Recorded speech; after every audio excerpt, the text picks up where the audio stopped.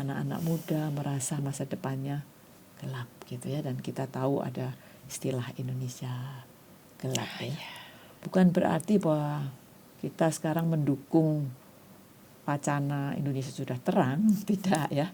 Tetapi justru dalam kegelapan itu kita ingin memberikan terang ya. Itu kan harapan yang Ibu Kartini. Tapi kalau secara visual, terang dalam gelap itu mudah dilihat. Nah, tetapi masalahnya kita mau mengangkat suara anak-anak muda yang mengekspresikan tadi itu keprihatinan mereka akan nilai, ya. Melantangkan suara tidak semudah menyalakan lampu. Karena apa? Karena saat ini dunia kita ini ada dalam dunia yang sangat bising, penuh kebisingan, penuh hiruk pikuk, carut marut macam-macam masuk ke dalam ruang suara yang kita lihat ya.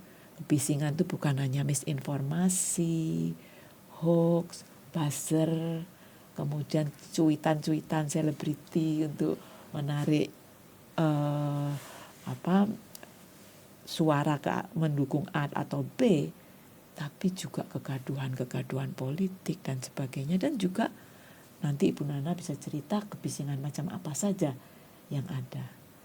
Nah, bagaimana kita menyuarakan hal ini di tengah hingar-bingar semacam ini? Tidak mudah. Karena suara kita itu seperti sayup-sayup dan hilang, tenggelam gitu ya.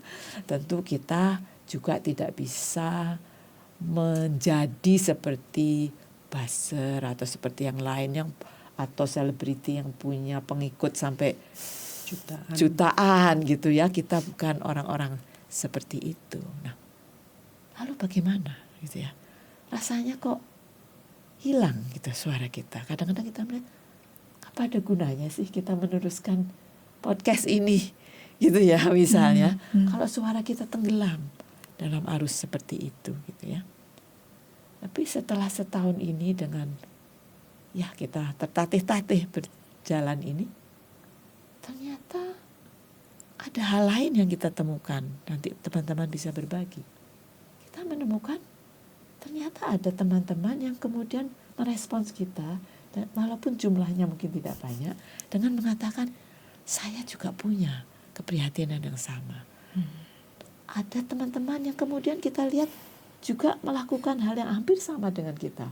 Frekuensi suaranya sama, kepeduliannya sama dengan bidang-bidang dan cara yang berbeda-beda. Dan kita dalam perjalanan setahun itu bertemu dengan orang-orang ini yang mengajak kita pergi ke A, ke B, berdiskusi. Bahkan orang-orang dari luar negeri, dari Vermont, ada biarawati yang kemudian sama kita kepeduliannya. Tapi cara saya begini begitu. Dan ternyata kita tidak sendiri. Dan itu membuat harapan bahwa kita bisa terus menemukan suara-suara itu. Di Indonesia misalnya ada suara jernih dari Cikini, DKJ, ada suara dari teman-teman dari akademisi yang kadang-kadang tidak dimuat di media, kadang-kadang tenggelam oleh iklan ya. Tapi itu suara-suara yang bisa kita himpun bersama-sama. Ya.